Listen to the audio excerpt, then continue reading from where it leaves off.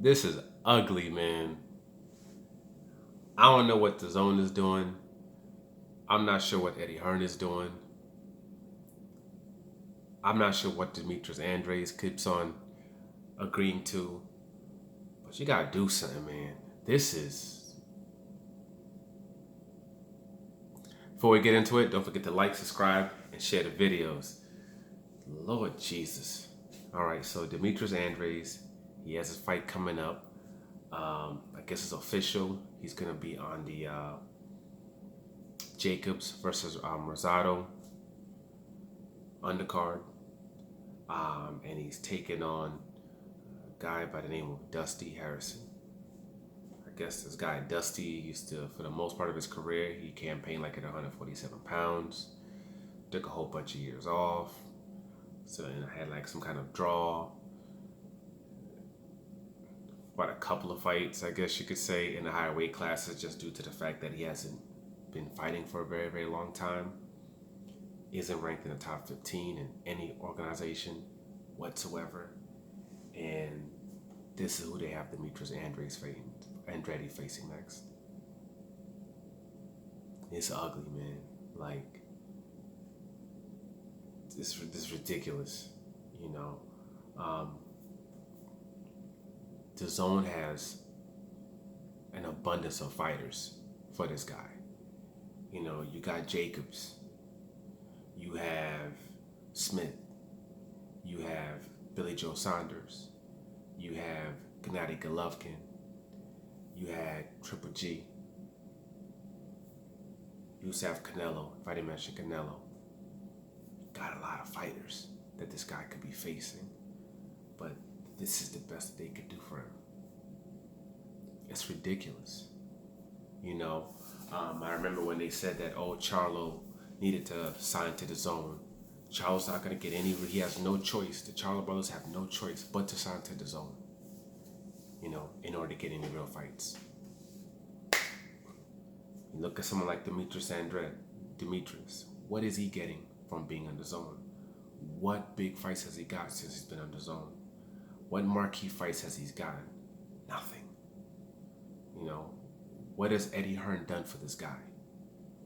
What progression has he helped this guy, you know, get? What has he done for him? Absolutely nothing. Yet this guy still felt the need to sign an extension before or after his last fight with Eddie Hearn. He signed an extension, which basically means that he's okay with what's going on. He's content with what's going on. As long as he gets that check, he doesn't care who he fights. He doesn't care. That's just the end.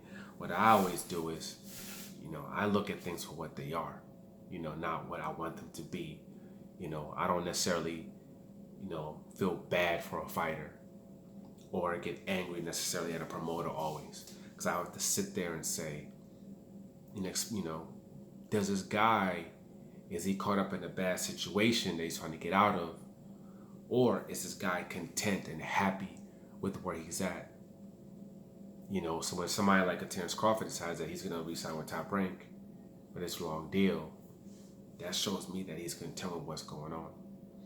When someone like Demetrius Andrade, with all the issues that he's had and this low-tier fighters that he's been having, and their inability to get him any big fights on the zone, for him to still re-sign back with Matchroom tells me that he's okay with the space that he's in right now.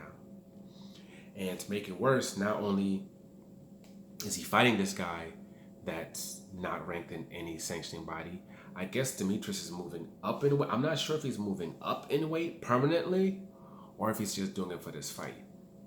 But this fight's going to be at 168 pounds. You know, this fight's going to be at 168 pounds. So it's like, even if you're going to be at 168 pounds, why couldn't you at least get him someone in the top 10? At least a top 15. But I would say get him someone in the top 10 so he can get his feet wet with somebody of that nature at that weight class. And then after that, go ahead and put him up against a Smith, put him up against a Jacobs, put him up against a Billy Joe Saunders. since he's going up to 168 pounds. Put him up against those guys. Got to do something for this guy. You can't just keep fighting these low tier fighters like over and over and over again and then do absolutely nothing to progress your career whatsoever. At least even with Charlo, what they try to do is they put him in position where he was a WBC mandatory, where he should have gotten Canelo. But then obviously Canelo decided not to fight him and just dropped the belt. But at least but then after that, they still said, okay, what's the next best fight we can get him? He kept him active, and then now, boom, they got him Derevyanchenko. And he got that fight. And then they're going to, he's probably going to get a Eubank Jr. next. And then after that, try to, slowly put him into position where he can definitely eventually get one of these guys. But especially with someone like a Demetrius Andrade, everybody's right there. They should be able to make those fights happen. Not forget, on DAZN, they're on Matchroom. Gennady Golovkin, Billy Joe Saunders, Smith, all three of them are with Matchroom. So those are fights that should, one of them, Jacobs, also at Matchroom. You got 4 fighters where you should be able to at least get him one, due to the fact that you're on the same damn promotional company. Yet this is what he's facing. Then of course he's not calling out any of these guys. He's screaming, I want Charlo, Charlo, Charlo. And Jacobs is screaming, I want Charlo, Charlo, Charlo, Charlo. Even though these other guys are right there for them. Right there available for them. These guys should be mixing it up with each other, just like the 154-pound weight divisions is doing it on PBC. Just like the 147-pound weight division has been doing it on PBC. This is what these guys should be doing. But for whatever reason, they're not. And for whatever reason, Demetrius is okay with the level of competition that they consistently give to him. He's content with this being his career.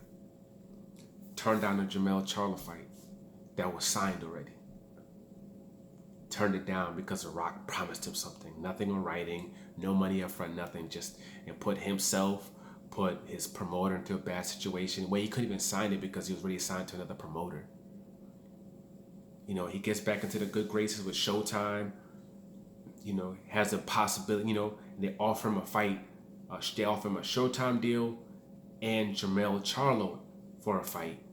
Confirmed by Demetrius Andrade and by Steven Espinosa. Both of them. He turns that down, saying, quote, they had Charlo, but after Charlo, what are they going to give me after that? Who am I going to get after that? And ironically, he goes to the DAZN, and he's got nothing, nobody. Turn that down. That's 2 fights that he could have had right there. Two different times where he could have really pushed his career to the next level.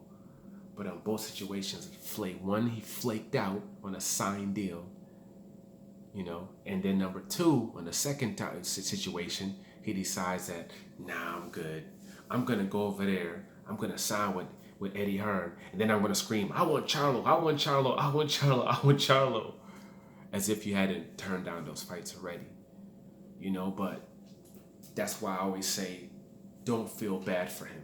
Demetrius Andrade is one of those fighters, you cannot feel bad for him because he's chosen the space that he wants to be in. He's extended himself being in this particular situation because he's content with it.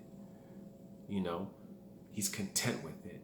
So it is what it is. Hopefully after this fight, they give him somebody, just due to the fact that, that company, that promotional company is rich with fighters that this man can get, but for whatever reason, they don't want him eating at the big boy table. They want him outside by the garbage can waiting for the scraps.